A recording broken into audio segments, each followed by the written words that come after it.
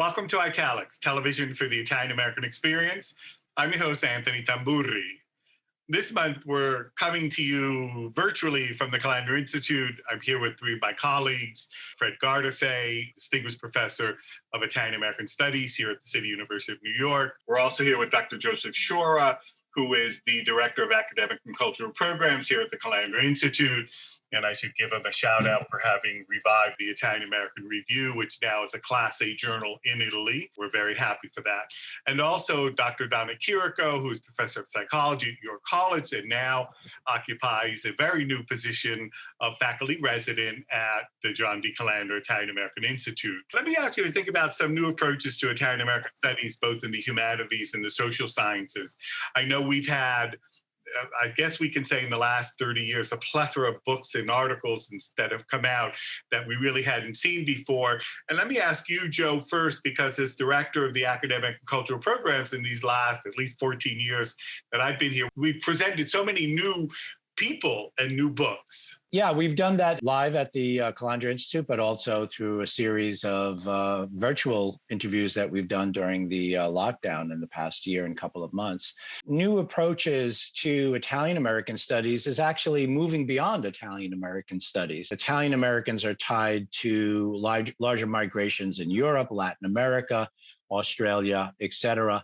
And so that transnational approach is the one that I think is one of the most exciting things that are happening, so that we see links between laboring migrants who go from, let's say, France, then to United States, then on to Latin America, then maybe back to Italy as part of a much larger conversation. The other issue I think that has really raised some really exciting work in Italian American studies is the whole question of race. Race tied to whiteness, tied to settler colonialism and white supremacy in various forms, whether here in the States, back in Italy, and in other parts of the world. So a lot of really exciting work is coming out. Speaking of the transnationalism, the idea of connecting with other countries, Fred, you were, it was sort of serendipitous that the eventual 3-continent series of conferences, that came out of a chat that you had with Paolo Baracchi and Ferdinando in Rome back in like 16, correct? Originally, I envisioned a conference on every continent where a large Italian population had migrated to, and where a large Italian population continued to exist. And lo and behold, we're headed towards Argentina, if everything goes well, in November for the 4th. The first being in Australia, the second being at the Institute, the third being in Genoa, and the fourth, and there's even talk of South Africa, maybe Tunisia, Asia. So I think this notion of the diaspora and the transnational, these intersections and interactions among the scholars really has not only enlivened Italian American studies, but I think Italian studies as well. So I'm going to start out with a statement, and correct me if I'm wrong, Donna, but it seems to me that while Italian American studies, quote unquote, if we go back 100 and some odd years, is a sort of historical / literary thing, right? But it seems that psychology somewhere along the way, I don't know, it seems to be a latecomer. We have to wait until the 40s to get something. And correct me if I'm wrong, but that's where it seems to me. You're not wrong. And in fact, that was one of the things I was going to mention in response to the previous comments. I mean, we certainly see two things happening, I believe: a greater sense of collaboration among colleagues and a broader research program in Italian American, Italian diaspora studies. However, the absence of psychologists in this is palpable. There are many reasons for that, and a primary one is the way the discipline of psychology has become somewhat less of what I might call a liberal arts discipline. So there's a tendency these days to shift towards experimental science and specifically brain science. However, there is happening in psychology this attempt to look at issues of identity. So that's where psychologists come into play, because previously it was a matter of black and white. And now we do see some people beginning to study white ethnicities and what one might call a multiplicity identity theory, which are all the intersections that were previously mentioned. It's not just about ethnicity, it's about race, gender, sexual orientation, and how do all these things come together to coalesce to create a self. And this is the place where psychology can make its biggest contribution, but it's going to require those who lead psychology programs to begin to accept alternative ways of doing research. And that to me is a big stumbling block in my field. For a long time, we believed everything was in the brain. Now we've opened that up. We're beginning to open it up, and we talk more now about cognitive psychology. So at least we can begin to see other aspects of the human experience, but there's still a loathing to reach beyond science of the brain to really create a science of the mind, in the sense that anima truly means, as Aristotle originally wrote. That's where psychology comes from. So I find it very sad that we've moved so far away from that and reduced ourselves to particles rather than the broader spectrum of the human experience. There are little glimmers of hope in that, especially in the field of positive psychology, which has been around a long time, but is now beginning to get a little traction. So with people like Martin Seligman, who started it a number of years ago, we're beginning to see more of that to rather than look at abnormal psych and just experimental brain research, to begin to look at positive psychology and how does the human experience evolve. So that connects more directly to Italian diaspora studies. I'm interested in that sort of psychological aspect of Italian American or Italian diaspora studies. Where do I start? Which text do I pick up first? Years ago, there was a wonderful journal called Psychohistory. And that journal no longer exists because the people who were editing it basically didn't get the support they needed. But that journal has some really classic pieces about what I would call psychological intellectual history. So it gives a sense of where psychology came from, what are the influences that changed it. For example, many years ago, I wrote a piece for that journal about Reinhold Niebuhr and the development of morality, and that applied later to articles on the use of terrorist activities by psychologists with treating prisoners. So at one point, the journal actually covered a good bit of that. And there are a couple of new handbooks that have come out about humanistic psychology. There's a very good one from Oxford University Press that's not quite out yet, but has beginning to take all these articles that have a different emphasis and put them in one place for people to resource them and begin to take it from there. Joseph, your field just by nature is interdisciplinary, right? Vernacular culture, material culture. You look at the visual, you look at the written, and even the performative. For those who may not know, my background is in folklore and folklife. It really stems out of anthropology, but instead of focusing on economic or political systems that also often happens with anthropology historically, folklore is looking at more expressive cultures. And of course, it has its own problematic backgrounds with European nationalism that have been sort of looked at and examined from various different ways. And to some degree, there's been a lot of feeding into current folklore studies, looking at coming from cultural studies. But the idea of looking at the expressive cultures of everyday life is very much part of the field of folklore and folk life. So we've had a number of studies that have focused on genres. So here's a chapter or an article on Proverbs, or here's a chapter on or an article on saint feast days. But to examine those things, it's really important to look at them in context, right? So coming up with a compendium of Proverbs is interesting from a historical perspective, but how those sayings are used in a specific moment is really what we're looking at. And I think that while there are wonderful books that may not be framed as folklore, they're very much tied to that. And of course, I think of Robert Orsi's Madonna of 115th Street. It's a historical work, but it's really digging at trying to understand what this lived religion that was happening in a place like Harlem, New York, and at the turn of the 20th century and all the way up until World War II. How do you unpack something like that from the perspective of the participants, not necessarily from the perspective of the clergy, who had a certain has a certain POV, but how that lived religion is happening on the ground, in the streets, in the homes. And so I think that's a really wonderful classic study of folk life approach to lived religion and vernacular culture. So, Fred, how far back can we go with the literature? So if somebody wants to sort of say, where do I start? Where do they go? One of the problems that most Italian Americans are having these days is, what do I identify with? If I identify with something material, well, maybe that material thing will be taken away. And then what is the spiritual?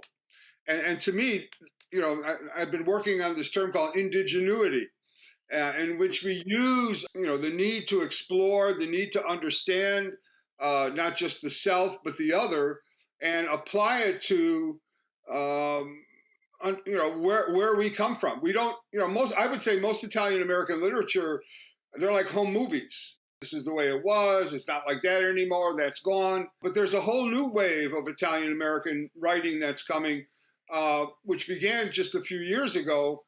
The idea of the return narrative, people going back to Italy and recharging their ethnic identities in ways, but by looking into the spiritual aspects of the culture, the proverbs that Joe was talking about, where did they come from?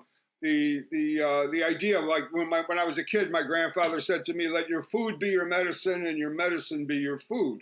And I had no idea what he was talking about until maybe 20 years ago, and how the eating creates the health and how the health creates the wealth and all that.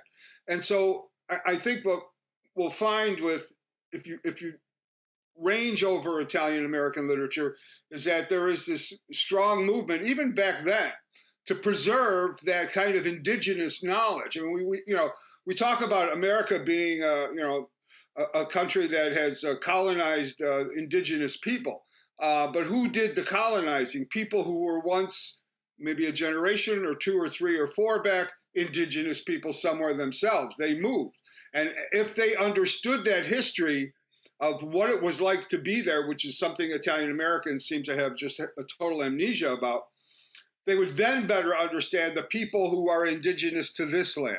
Searching for the indigenous aspects of Italian American culture is a new development. So I think this idea of, if we're going to stay in this country, not only do we have to pay better attention to the indigenous people of this country, we have to understand our own indigenous past. We talk about Italian, and we want to really say Italian American, and we talk about Italian American, and we really want to say Italian. Those two terms get conflated. I like the idea, on one hand, that they get conflated, because I would like to see a large, sort of one large group of different aspects, different, it's like a prism, different sides, right? Multi-sided, faceted. Let's say, population that we can call Italian American. But it seems to me that there is a crisis of what to identify with. I think it's critical for our journals and our conferences to really up the ante. There really has to be true peer review. There has to be kind of a weeding out of the dilettantes who tend to feel, as Fred just said, they want to come and just tell their story. There's nothing being added. There's no forward motion that comes from that. And I'm very happy to say that after how many years, the Italian American Studies Association is finally going to have a journal, Diasporic Italy. And the aim here is to have a journal in the arts, humanities, and social sciences that is peer reviewed, that approaches research scholarships in the way you're just describing. That is, it's transnational, there'll be issues of pedagogy, there'll be issues of translation. But again, the emphasis is to have a more, and there's no other way to say this to be polite, a more respectable journal. Because if you want hard sciences or experimental sciences like psychology to be involved, then the journals have to be acceptable to those academic committees that are going to look at the published research. So to me, that's extremely important in this whole scenario. But the majority of Italian Americans only accept what it is to be Italian American by virtue of what happens in their family or what has been validated in the American system. So they latch on to Columbus, they latch on to Leonardo, they hang on to those because that's what they've been told in their educational settings of what is acceptable in Italian American culture. And I really believe that very few of them reach out to these journals, whether they're respectable or not respectable. They don't consult to them, and they are amazed to find out 100 years later that Italians were lynched. They are amazed to find out that there were writers writing about these things. They can't be amazed anymore. That has to be part and parcel of what it means to be Italian American, and the only way that's going to happen is by having Italian American studies occur much more regularly than it does in all levels of academic curriculum. Well, I agree. And I believe there has to be, I believe very strongly that there has to be an acceptable field and degree in Italian American studies, because otherwise that's not going to happen.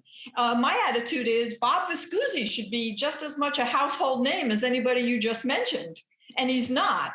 Unfortunately, we live in this credential-bound world. So without the credentials and without the degree, it minimizes the impact it can have. And certainly that's true in my field. So I find that very regrettable. We've all spoken about this until we were blue in the face, right? About how we need to get a graduate program, a doctoral program in Italian diaspora studies, because they then form the group of future professors who are going to be teaching these courses. And little by little, we educate the public, and we educate both the Italian Americans and the non-Italian Americans. Yeah, I don't expect people to devote their whole lives like I have and you have and much of Donna's life and certainly Joe's to this study.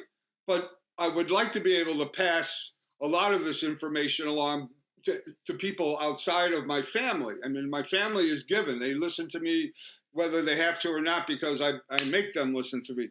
But if it doesn't happen throughout all of America, everybody has to validate it. The idea of getting rid of Columbus Day, all right, you can have a democratic vote on that and see what happens.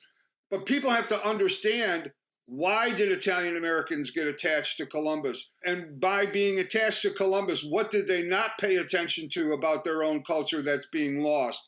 And with Columbus out of the way, maybe we can focus more on that which has been lost and that which has not been taught in the schools. But until that happens, we're going to go on thinking, we're the only ones in the world who are doing this work. That's an important point because, we are a small field. Still, we're a small field of scholars. And to me, it's important that the various organizations that do exist collaborate rather than compete with each other, which is something that happens. And, when you have an issue as controversial as Columbus, we become divided over it. I mean, that's one of the reasons it cannot be the focus, because it just tends to pull us apart. So I think that that's critical, because if we begin to work together to understand we have to get a bigger message out there, a more cohesive message that's not so bipartisan, so to speak, to me, that's very important. What do we pick as our object of identity, right? Or should we pick any one or, one or two objects of identity? The Columbus statues have really helped us understand, I believe, the ways in which race and whiteness are being played out among the Italian American community, and the interpretations of and investments in and both a certain notion of whiteness and dismantling a certain of kind of whiteness has been, I think, at the very heart of the ways in which Columbus Day and Columbus monuments and statues are discussed within the larger Italian American community. Those who defend Columbus as maybe, as you know, as they might say, not being as bad as some people say, or maybe being as bad as some people say, but he's still our guy, right? And so those statues, they don't necessarily represent Columbus, they represent our Italian Americans and this certain notion of Italian American history and culture. On the other hand, there are Italian Americans that we know who have been actively working to dismantle, to decolonize Italian American identity from the very American mythos of Columbus, and to work with other communities, indigenous peoples in particular, to do away with Columbus Day and to do away with Columbus statues and monuments. The object of Columbus in the form of statues and monuments is very revealing in our times about how people understand their relationship to whiteness, how they use their relationship to whiteness, how Italian Americanness and Italian American identity often is a cover for a certain particular type of whiteness, which is, rather frightening in the 21st century when we've seen the backlash to Black Lives Matter and the increasing rise and legitimization of white supremacy in the United States, and all those who have empowered it in so many different ways. We were having an informal conversation a few days ago back, and I said something to the effect that maybe we should do something on Columbus and figure out the pros, the cons, get some people who are pros of it. And you said, well, maybe we should do something on whiteness. And and so maybe we do need to do something on whiteness. The studies are not as grand or as in number as we think. Am I correct? Well, I mean, I think that, there are a lot of historical works that are happening. And, in thinking about this conversation, I was thinking in particular of Chiara Grilli's wonderful article that just won the Francesco Durante Prize, Making of an Italian American Colonizer, seeing the ways in which Italian Americans were understanding the fascist imperialism in Africa and how they were interpreting their own sense of racial identity. I also thinking of the recent book by Jessica Barbata Jackson, Dixie's Italians, and seeing the ways in which Italians were both seen by outsiders, by the dominant white class, and by themselves in a highly racialized area of New Orleans and the Gulf Coast. And so those studies have helped us, studies in the past help us to better understand our current situation in terms of race, so that we can, I think if we were to conceive of an event in which we're talking about Italian Americans and whiteness, we can start with a historical reading that brings us all the way up to the present. It would be a real dynamic and really exciting, I think, program. I guess it comes down to class and race, or race and class, depending on which one you want to. I mean, it really seems to me that class sort of seems to be the number one challenge, let's say, right? And race is right there with it. I mean, they're both, because we can see on occasion the non-white who makes it into the boardroom and acts in what was described the other day. I was looking at a talking head show as someone said, well, there still, of course, is the reigning behavioral code of white Anglo-Saxon Protestant. And I just was elated to hear that on public TV. And Donna reminded me, Donna sent me a little, very brief blog by Zogby. Yeah, James Zogby, who's the president of the Arab American Association, he's bringing up the point that we don't want to get rid of all the negative things in all of our immigrant cultures, that it's important to remember these. And I was very impressed that he mentioned the lynchings in New Orleans. among the Japanese internment camps, I mean, among a series of things. I mean, Irish need not apply was his lead, but that's a critical point. His argument was that all immigrants have gone through these points in their histories. And of course, we need to remember that we all share a difficulty in becoming integrated into American society. And it seems to me when you see certain people latching on to the past, that's also because they're afraid of their position within this society and losing it again. And it's a very challenging dynamic among those groups. If you get rid of all the negativity of the past, what happens to it? It's part of who we are, and we might have to accept that there's a good deal of evil in all of our pasts that we need to own and make sure we move it forward and people know about it and why these things happened. I think this we also is a very dangerous road to go down. In other words, there's a big difference between Irish need not apply and 6 generations of African Americans can't apply. I mean, that is what we have to understand. And I think if we understood our own history in terms of why did we ask any Italian American why they leave Italy, they don't, for better life, they don't know what happened there. The better we understand why we migrated, the better we understand what we did in order to get to where we're at.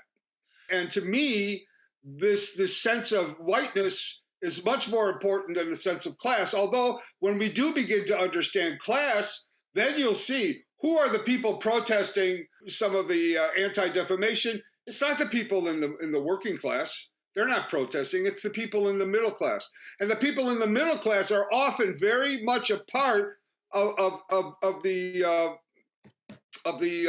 antagonism against the working class, because they'll start talking about anti-unions. And so these are the very, very, we've opened up the body of Italian America, and now we're seeing here's a cancer, here's a tumor, oh, here's a healthy organ, let's keep this alive. This is where we're at, and a lot of people don't like to get their hands dirty, especially bloody. So with that, let me thank you all. Thank you for watching this episode of Italics. I'm Anthony Tamburri. Arrivederci alla prossima volta.